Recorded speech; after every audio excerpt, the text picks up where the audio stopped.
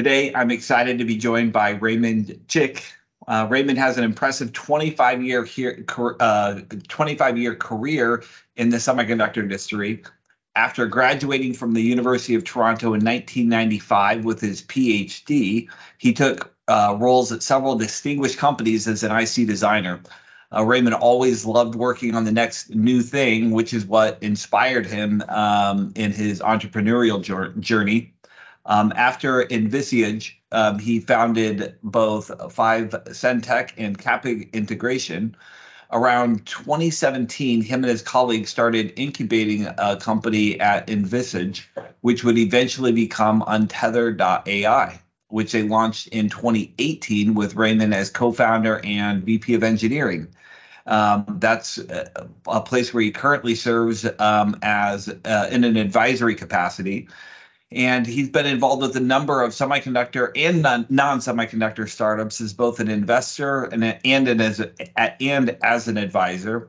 And he's been honored for his impactful work, especially in Chinese Canadian community. Last year, he and Untether were recognized as Startup of the Year by the Association of Chinese Canadian Entrepreneurs, and Raymond was highlighted for his many contributions. Raymond, it's a privilege, and I'm eager to learn about how you came to start Untether, as well as the impact you're making on other startups. So welcome. Oh, thank you, Justin, for your very kind words and the comprehensive introduction.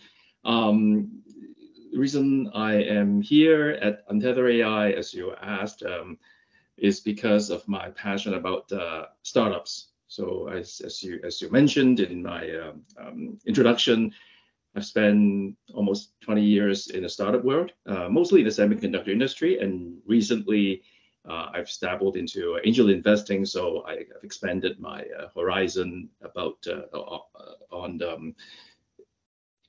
beyond the semiconductor field. So how did I get into my position here? I guess we can start off by looking back like more than 40 years ago when I was still a teenager. What got me, first of all, into engineering was because a couple of persons, one of which was my high school classmate by the name Richard. He actually inspired me to start doing hobby electronics, playing with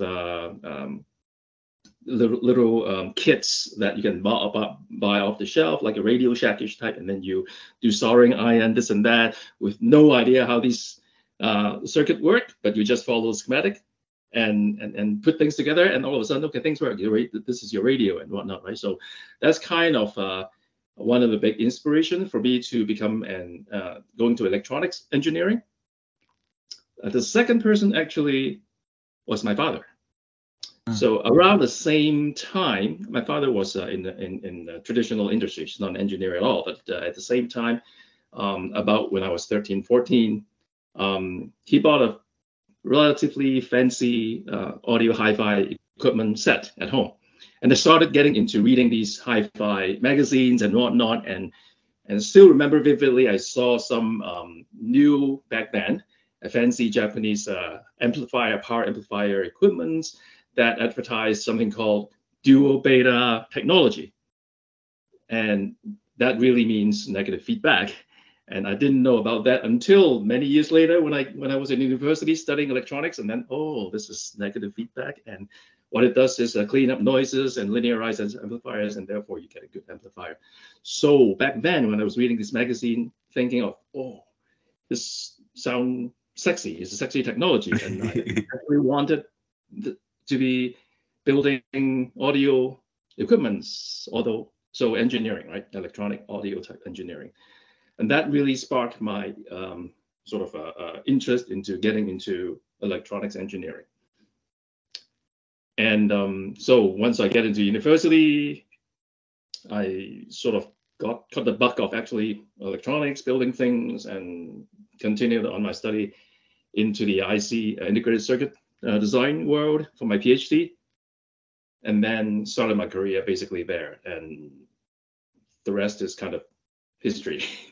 No, thank you for that. And So I remember in our first conversation is, one of the things that I found really compelling was how you described your move from the IC design realm into now investing. What made you make that leap, and how did you do it? So for the past 20 years, the first 20 years or so of my career, my new thing was creating new companies. If I'm in a company that is for a long time, usually that means I got to work on vastly different types of projects and designs and product development. And so my latest startup, Untether AI, it's been about 6 or 7 years old. When I started, me and my co-founder started Untether AI, my actually thinking was that I am actually a start from zero guy. I like to build things from zero, not quite a big company guy. So when Untether AI get to a point where we received, when we got the Series A funding, I sort of told myself, actually it was planned back in the back of my mind, I should sort of step aside and look for something new and different to do, while not completely stepping away. I'm still acting in the capacity of a consultant through the company, looking for something new and interesting that I can go into and maybe restart a completely new, different field of either technical or non-technical area. And that's where I stumbled upon angel investing. And even before that, even a few years before that, I had done some quote unquote angel investing, sort of shoot the dart and forget kind of thing. So saw some company, opportunity rises, pre-seed, okay, pump some money in with a few of my friends, and a couple of those not really systematically. But once I've designed myself into a position where I can spend some time looking for things to do, that came back to me, okay, this seems interesting because I get to talk to different founders. I got to learn different businesses, new businesses, either technical or non-technical. So I've been exploring that for the past 3 or 4 years. Can you give me a quick understanding behind the name Untether AI? So I guess the Untether AI original concept, or the technology behind it, was and still is a very low power AI compute, accelerated computing. And the very original, before we actually thought of starting Untether AI, and that's even before we had the name, the idea of doing AI compute with the at-memory architecture that we are advertising now was the concept that we're trying to push within my previous company, which actually was CAPEC integration. And what we're trying to do is we have this idea, mostly actually came from my co-founder, Martin Snellgrove, of putting logic elements very, very close to memory elements. So a departure from this classical von Neumann computer architecture. The idea is to reduce the data shipment between compute unit and memory units, because a lot of the energy, most of the energy actually burned by shipping data back and forth. And we had this idea. We knew that it's going to reduce save a huge amount of power. So by our calculation, 90% of the power is used to ship data between compute elements and memory elements. And if you put them very, very close together, reduce the distance, you can save a lot of power. And therefore, thinking about low power immediately led us to think about computing on the edge, like on your cell phone, on your wearables, because they are all battery operated machines. You need very low power.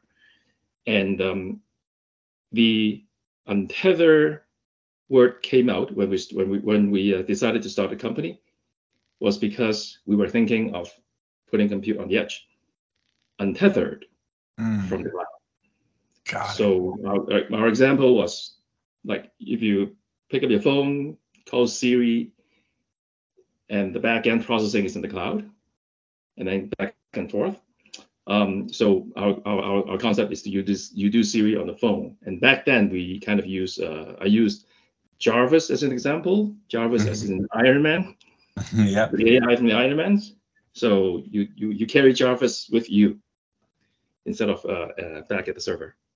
I actually want to back up for a moment. So you had said that your move to an advisory capacity was in quotes planned. What made you make that decision that that's what early on that you were going to plan to do that?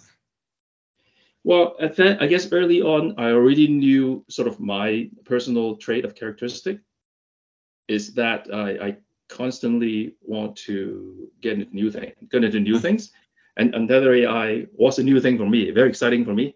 I had to learn all about AI and all the compute architecture that leads to AI compute acceleration. I've never done that before, so that was very exciting for me, and therefore I jumped into it. But I knew that if I'm in it for a few years and keep trying to develop evolutionary product from one to another, usually when as the company gets bigger and bigger, you try to improve on your Gen 1 product into Gen 2 by evolution, not so much revolution. And so that becomes a bigger company. I knew that there's going to be executive team coming in, running, build at the growth stage. That's kind of where I knew I would start to get not quite boring, but I knew my sort of I was going to be itchy, finding some new things. Yeah. So at the very beginning, I told myself, okay, I'll get the newborn out, get out the door, and until maybe it's a teenager, and then it can go by some other people, run by some other people, and bring it to the next stage, right, growth stage. And while I still keep a foot in the door in the sense, still want to help the company contribute whatever I can, technically. From vendor relationship is what I do a lot of times and whatnot. So so that's planned out from the very beginning for myself. 2 or 3 years down the road, I might start fading into a consulting role to spare some of my own time into exploring other new things. Well, it takes a profound amount of self-awareness and humility to do that. So being as closely tied to some of the early stage growth in the AI ML arena as you have, I'm curious where you see, where you envision this accelerated compute industry growing the most in the next 12 to 18 months. Right. Well, in the 12 and 18 months is sort of a long and short and medium term. I see the one definite direction everybody's taking is power or energy efficiency. With, as you know, the ChatGPT came out a year ago, about less than a year ago, and it sort of stirred a big sort of wave of everybody wants to get into AI. And one of the things that now a lot of people know is running ChatGPT or training in ChatGPT type of large language model requires a lot of power and energy. And it's becoming a sort of problem people can foresee now in the future as the AI and ChatGPT, large language model, as compute is being more prolific. It gets into a point where is there enough energy to run these things, and sort of plays into the energy crisis and environmental issues. So a lot of I know a lot of the driving force behind a lot of the companies are trying to improve on compute energy efficiency, and to sort of allow more and more AI compute without burning too much energy. So that would be a definite direction, and that's the direction that we started like 6 years ago. that's our concept. But in the last year or so, you see everybody's talking about energy efficiency. A lot of people are talking about that already a few years ago, but now even more so. And that's one direction that I know it's going to move towards. And the other direction that I think is sort of related to the energy question is a lot of the AI compute architecture nowadays are sort of general purpose. A GPU is general purpose. You can sort of general purpose. It's tailored a little bit for general AI applications, but you can do a lot of different AI workloads onto a GPU platform, and including Untether AI solutions and a lot of our colleague and competitor solutions. A lot of them are tailored for programmability. So it's workload agnostic. You can run a lot of different computer vision, image recognition, language processing. They are usually designed to run a wide variety of workloads. And I'm seeing some trends of trying to get into more customized architecture for specific types of AI workload. And once you do some sort of customization, you get better energy, you get better power. Yeah. So it's a generalization versus customization. So I think that would be a trend moving forward. I've seen that a lot too, and I'd like to delve a little bit deeper into there. Are there custom workloads that you feel that the Untether AI solution is primed for? We brand ourselves as a sort of general purpose platform, but particularly suited for computer vision, video analytics, fintech, linear algebra type calculation. We are architecting our system level scale out model to support very large language models, because that's a total different. Everybody's trying to support that because it's a huge amount of memory, and it's not quite a single chip solution. Right. It's a build out, it's heterogeneous type of system that you need to figure out memory bandwidth, what kind of memory you pair with the chips. So it's more of a system level game you play there. And kind of going down that rabbit hole a little bit further, one of the things that with the proliferation of the specific workloads means that there's also a lot of possibilities for multiple winners within this space, depending on that workload that people do target, which would support a democratization of AI, which is something very important to me, and I believe important to maintaining the integrity. Can you speak a little bit about your thoughts on democratization of AI? Well, I think democratization of AI myself is a good thing. So it allows everybody to easy access. And because I have a sort of optimistic and positive view on the prolific use of AI. I see that as helping people, helping humanity. Obviously, there are opposite views about that in terms of AI can do bad things to you, and if it's not used correctly, the damage can be large. Especially when our godfather of AI, Jeff Hinton, particularly takes on that view. As I said, I'm intrinsically a very optimistic person. So my particular view, which I will talk about, probably more towards a science fiction thing, because I think everybody's thinking about doomsdays, the Terminator, Skynet scenario. For me, my take on that is I see AI as a child, as a baby. You teach them whatever you want to teach them. And that's a training, right? So you feed them information. So it trains to a certain, or I think as long as the humans takes the responsibility to train these AI in a good way, good ethics, do the good things, this is beyond the technical training. This is beyond the training in the sense that you teach the baby how to think positively, and then it might evolve to a point where it can have its own thoughts in the future, and then it will evolve. But obviously, it's all a probabilistic and stochastic process. From my point of view, it can evolve to a good person. I use the word person. It can evolve to a bad person. It's much similar to a human being, from my point of view. So down the future road, the science fiction part of it is I see that possibly AI can become a new inorganic species, if you will. Wow.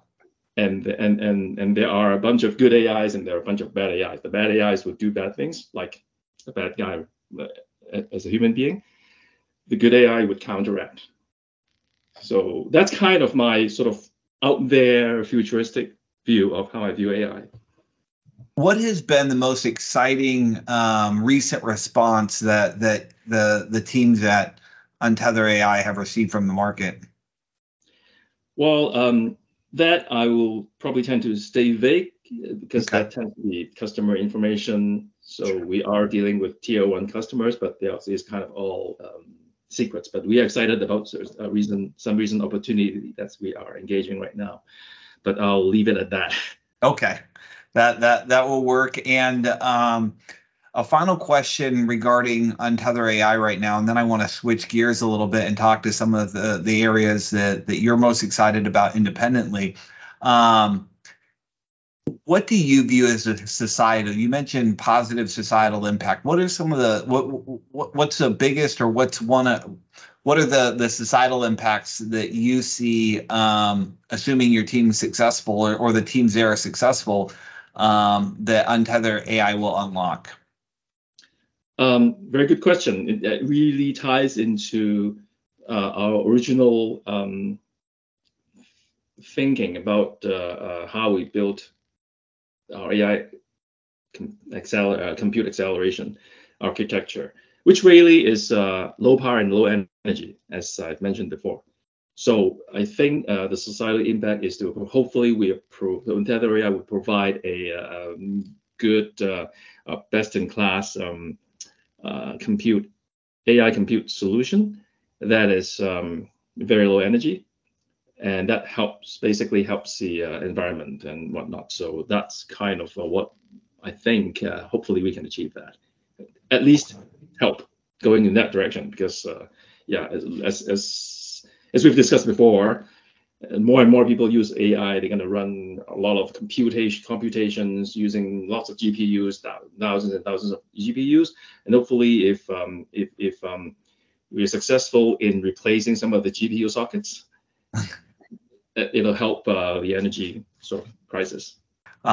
Switching gears a little bit, because obviously there's a large portion of Raymond outside of Untether. What's the most exciting thing that you're working on right now? Most exciting thing I'm working on, well, I'm going to sort of work on, not quite work on, might be a heavy word, but get involved. I'm involved in a new initiative by a local accelerator called Venture Lab. Okay. And this is sort of government funded to help a hardware semiconductor based startup as an accelerator. They have an initiative called Hardware Angel Network, which is trying to pull together investors, angels, who are interested particularly in the hardware and semiconductor space. Not only semiconductor, but hardware electronics. Yeah. Because we feel that it's actually hard for hardware startups to get going. In my experience, in my little experience as an angel investor, when my angel investment circle, it's most angel investor I know, they are kind of afraid of putting their money into hardware startups. High capital, perceived as high risk compared to a pure software company.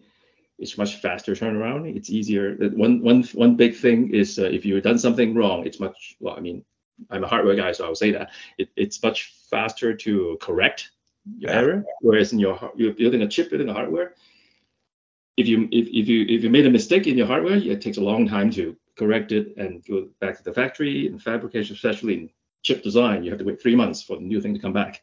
Yeah.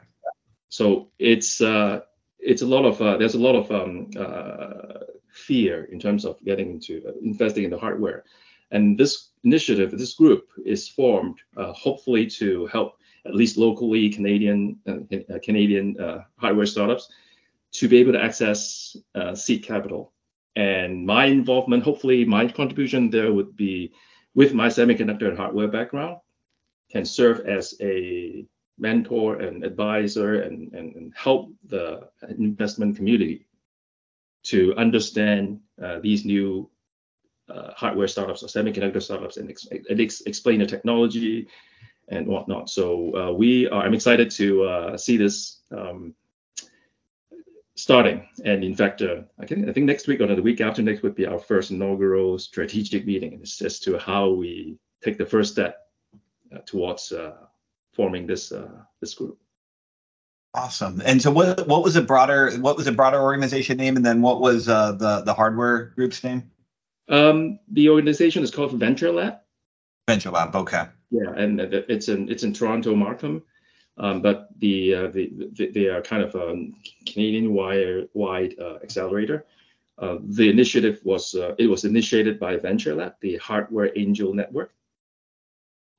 So we actually made an announcement back in Collision in June that this group has been formed with a bunch of founding members, including myself, and a lot of other investors around the area.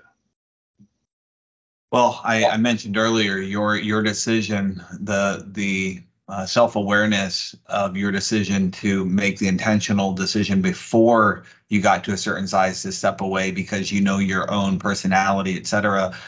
There would be a lot of people that can be helped by your mentorship, and which is a great segue into the next question. As a successful co-founder of multiple companies, what are the things early on within starting a company are the things that keep you up at night? Number one, cash flow. Now, obviously, the different the situation is different between the startups that I started that are bootstrapped and the startups that are venture funded. Mm-hmm. Like both cash flow are important. But for example, Untether AI, early on, we got lucky and got seed funding from Intel Capital. So once Intel Capital was in, it became less of a shopping around because we've got the industry giant believing in our story. So it was relatively easy to get us to Series A, and then don't get me wrong, it's a bunch of work, but it's easier than what I've seen other companies has had to go through, especially in the early stage. So anyhow, coming back to the cash flow sort of problem, even you have a bunch of money in the bank, you're building a bigger company from Untether AI's point of view, large capital, you have to make a test chip, you put a lot of money. So it is still, cash flow is still important. Mm-hmm. So you have to control your burn and whatnot, especially through the COVID times. Mm-hmm. And capital market crashed, and we had to preserve our cash in the bank to spend. Mm-hmm. The spending has to be responsible and control our growth. So that all has to do with the cash in the bank. How long can you survive? On the other hand, the bootstrap company that I've been in before, no capital injection. It's mostly from project incomes, NREs, and engineering fees in some of the previous companies. In those cases, you look at cash flow every single month. That's same thing. So when are you gonna go negative? And then you watch the curve, and then okay, you've got 3 months. Oops, You got 6 months. Okay, good. You got a year. That's pretty comfortable. So those are the things that you constantly have to think about, and you learn to not worry every single night about these things. You just have to learn to manage that and react appropriately to it. If the bank account gets to close to zero, then you figure out a way to finance it, or you work harder to generate revenue and business. Yeah.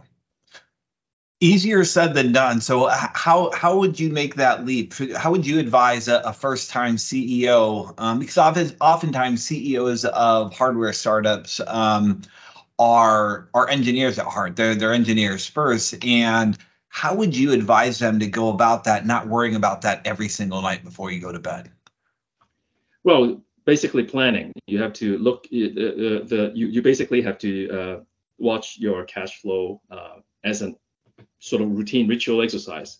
Be cognizant of where you're at, and not allowing yourself to get to a point where you only have 3 months runway, well, it's easier said than done, but as you said, but you have to sort of plan ahead, basically.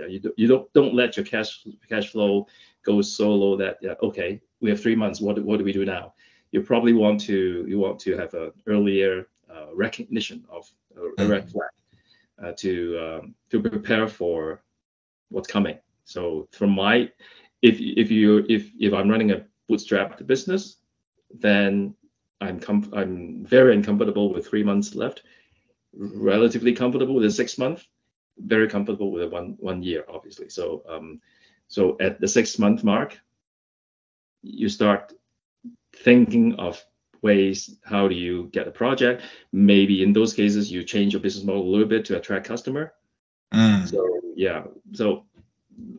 that gets into how you run your business. So I guess not out of the context of this conversation. Hey, got it.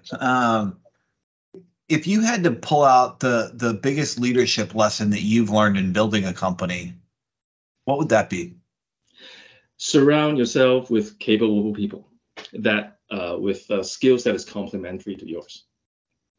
And that's really that's really how and why myself and my co-founder Marius Snellgrove has been working together in various startups for that long, because I think for me, he's a genius. So he's the genius that I want to get attached myself to.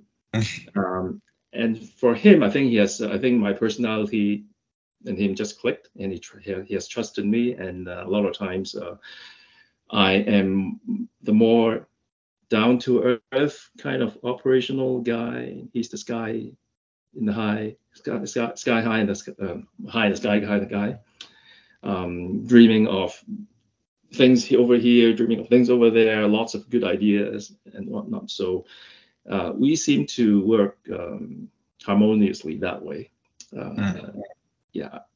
And so that's an example of I surround myself with capable people that is not exactly the same as me, and also one step away, in our sort of tight circle of professional friends and colleagues, we've also got a couple of high caliber legal counsel and IP patent person that is within the sort of inner circle. When we start a company, we just get together, and so the genius, the down-to-earth operational guy, the lawyer, and the IP guy sort of get together. That actually is a pretty good combination of skill sets. So capable, competent counsel. Right, and then complementary to and you have to, as you've already mentioned it, yes. You have to understand who you are, your capabilities. Don't try to. You always want to improve yourself, but you have to understand whether you.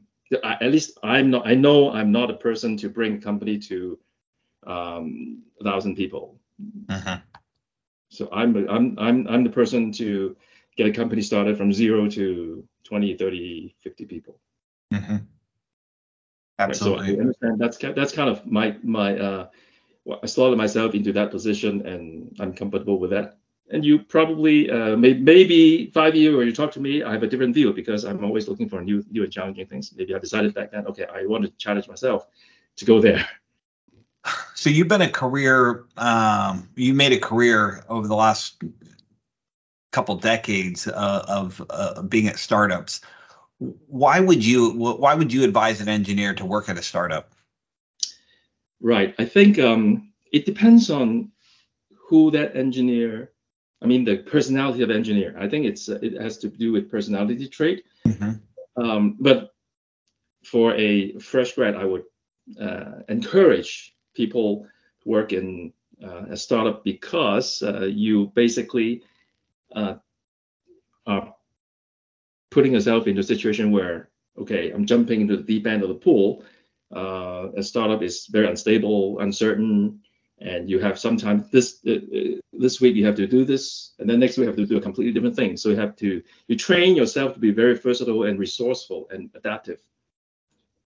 Versus working in a bigger corporation, everything's stable, all structure is there, different departments, and probably you slot yourself into a silo, be an expert, work on the same thing for 5 years, and be expert in that thing, which is not necessarily a bad thing, because as you're starting, you still want to spend some time really be expert in a certain area and focus on that. But the startup is different. The startup Yeah. is different. You learn startup. I think in a startup situation, you set yourself up be a slightly more generalist than in a bigger situation, in a bigger corporation where you are a specialist, more of a specialist of a certain thing. So and also a startup, also for young engineers jumping into startup, you see a much bigger picture of how, let's say in our industry, how a chip is being built. So you get the chance to see the whole chain mostly. And in a bigger company, you're focused on one sort of single area. That's generally speaking. And so that's the different types of learning. Yeah, so I think, and also obviously upside potential. Absolutely. What are some of the consistent staffing challenges that you found? Initially you can typically tap into a network of people that you believe are capable and complementary, but eventually startups do grow to the point where you've got to look outside of that. So what are the staffing challenges that you've encountered in building startups? Oh, short of talent. That's obviously one thing. The one thing that I've obviously, after exhausting your own personal network on LinkedIn, obviously LinkedIn can give you a lot of leads, but I've personally had some success in hiring very good people through recruitment agencies. So these recruitment agencies, including, I guess, your firm, also, I haven't worked with your firm in my previous lives, but I did have good experiences working with recruitment firms where specialized in engineering and semiconductor area. And yeah, a couple of hires, very good hires that I've hired through recruitment agencies. I guess the difficulty of it still is you have to spend a lot of time at least in the earlier stage of going through that exercise, which is after I've exhausted my personal connections. You keep seeing resumes after resumes after resumes after resumes, and it's kind of hard to look at just on paper to decide whether it's a good person or that fits the position or not. So you have to spend a lot of time actually talking to the person. That's kind of my style. I need to talk to the person to assess the personality and attitude. That's first and foremost for me. The second most important thing, obviously, is technical competence. But personality and attitude trumps technical competence. What do you look for in especially personality and attitude? you open-minded, coachable, not too aggressive in a sense that argumentative. Mm. I don't want a culture of people coming and argue with each other. You have to have a sense of sort of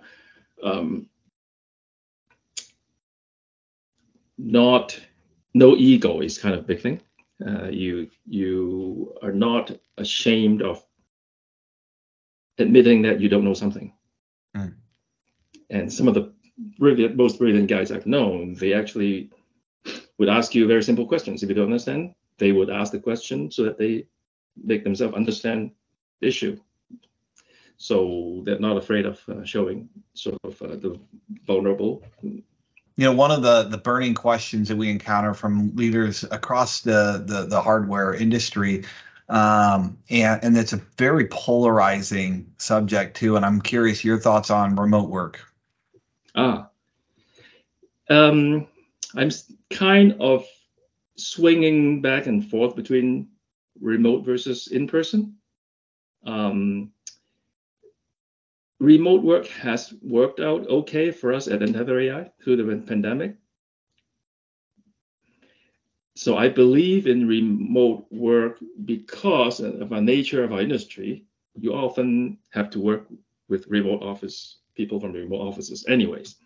In all time zones. In the earlier days in China, now less so China, Taiwan, Japan, India, East Coast, West Coast. So in our industry, it's not very local, it's very global. The teams are usually very global. Clients everywhere, suppliers everywhere. So I personally am used to going on a Zoom. Nowadays we use Zoom a lot, but WebEx, Teams, GoToMeeting, and all that stuff is pretty used to that kind of a work mode. So remote work is okay, but I don't think completely relying on remote work is efficient enough, because you want people to get together in the room, crowding around a whiteboard to do very fast turn discussion, which I find that you can't really do that very efficiently over Zoom, even with a whiteboard sharing, right? So I don't mind doing remote work, but my sort of dividing line would be you probably should spend 2 or 3 days coordinated with the right people when you're in the office a week, and you can be very effective working from home if you're doing a chunk of sort of focused work.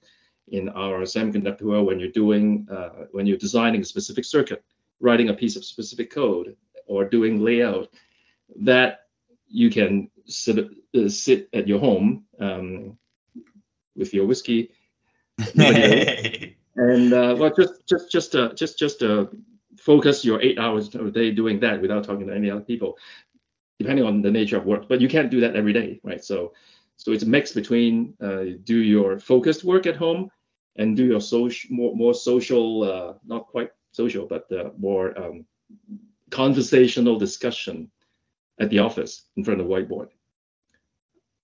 That's kind of my take, half and half maybe. So over the recent years, there's been last count was 195 companies founded focusing on AI and ML hardware and accelerated compute. So it's a crowded market. It's a growing market. It's one that's on fire. What makes Untether AI different, and how does the team plan to capitalize on what's clearly a growing movement? Well, I guess the same story that I've talked about, where we believe our solution for AI acceleration is best in class in terms of energy efficiency. So that's kind of our branding, and also hopefully, but that's, well, I was going to say hopefully that's good enough for people to sort of start switch over to our solution instead of using GPUs. But then I think the most important piece of technology, it's really not quite the semiconductor itself, the chip itself. The chip itself, nobody knows how to use the chip. You have to build this full software stack, which we have, and make the user, so you don't need the user to understand the underlying hardware really. So the challenge, and I think the challenge there is building up that, and we have done that. So we're providing a complete from chip to system, or to system, in the sense that not like big compute system, but we do cards, PCIe cards, and you just plug in and run our software. That's what we are hopefully we can provide a seamless user experience by providing the complete software stack for the users. So I think that I think would be our biggest selling point. Well, you're a very highly engaged investor and advisor to startups. Would there be any advice or words of wisdom that you would share with aspiring founders about how to break through in today's competitive market? Well, I will speak to what I'm used to, which is semiconductor hardware. If you're building a semiconductor company, then the first and foremost thing you want to do is do not dither around what your first chip looks like. Just put a stake on the ground and build proof of concept silicon as soon as you can, lightning speed, because that really is the key factor of further investors or even customers to generate customer interaction. You do not dwell on thinking, oh, well, engineers tends to do sort of good engineers usually tend to do complete analysis of, is this good, pros and cons, and then do a complete analysis going, this is the best probabilistic, probably this is the best way to go. That's if it takes 2 or 3 months to do that, you are that's not a good idea, I don't think. That's my personal opinion. You pick one, trust your gut, and get to silicon as soon as possible. That doesn't have to be the right silicon, but if it demonstrates your main concept with silicon measurement result, that makes your story much easier to adjust, get user feedback, throw it out to the market, and people would say, okay, this if it would have done it this other way and not this way, it would even better or something, right? So you get these quick market feedback by throwing your first proof of concept silicon out, and then you quickly go on to your second generation or the first product definition. So that's kind of, to me, that's my biggest thing.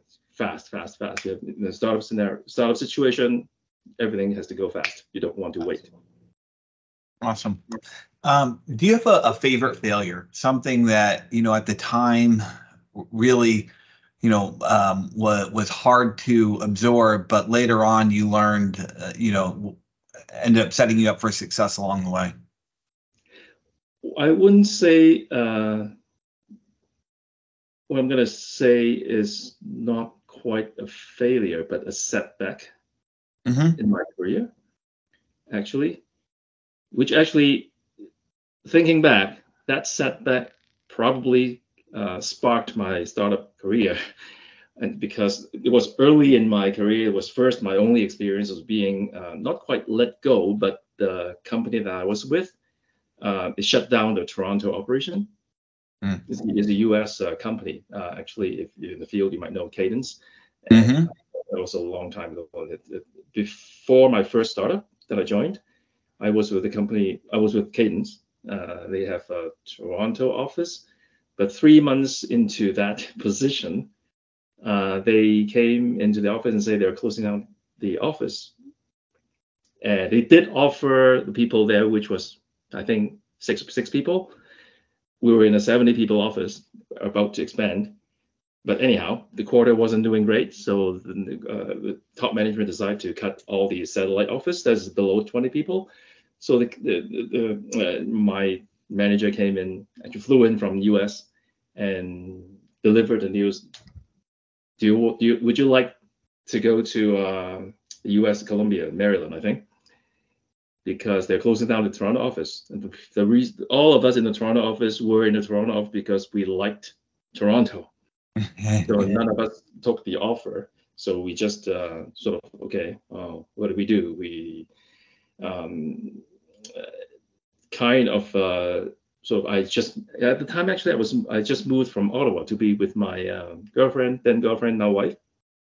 And so that was a good opportunity for me to move back from Ottawa to Toronto, because back then Toronto didn't have a lot of IC sort of career opportunities. But anyhow, I was there for 3 months. I moved back for 3 months. All of a sudden I was out of the job.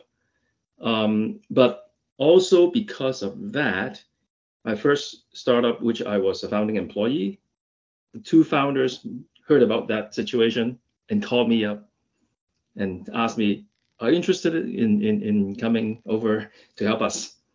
Wow. They were two professors trying to start up a business. They've got a first contract, but the customer, thinking that two professors, they're not full-time, not trusting them to be able to complete the project without a full-time person working on it. And that full-time person was me. And I came in, and when I decided to join them, pretty risky move because it's just two professors and without a really signed contract of things to work on. And I came in, I told them, okay, if the contract is in, I'm in. So it ended up I and the customer, which back then was Fairchild Semiconductor. Wow. Got together on the phone and assured each other that if you give us the contract, I'll be on the job doing it.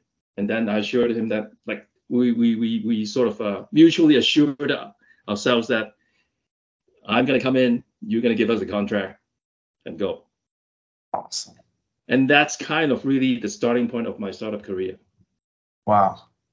That's awesome. A setback that becomes a step forward.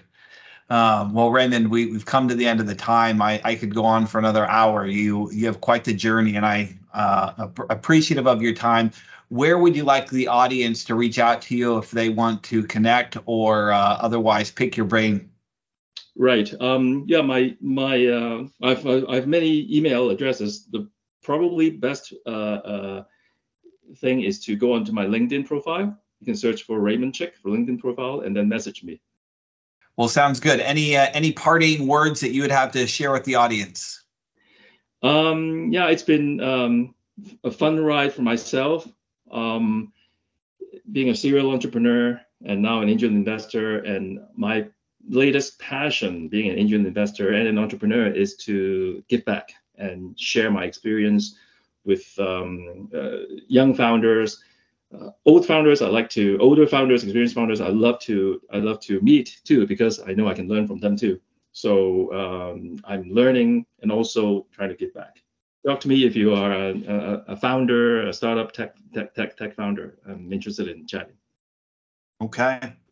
Well, again, appreciate the time, and until we talk again, thanks again. Okay, thank you very much. Appreciate the opportunity to chat. All right, you take care. Thank you.